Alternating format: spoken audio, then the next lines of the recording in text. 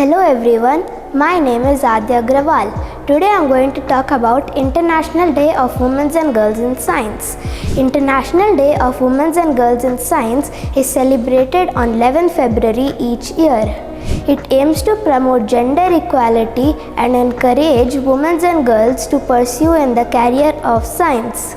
Many women have made significant contributions to various scientific disciplines throughout history. Celebrating this day spreads awareness about the underrepresentation of women in the career of science.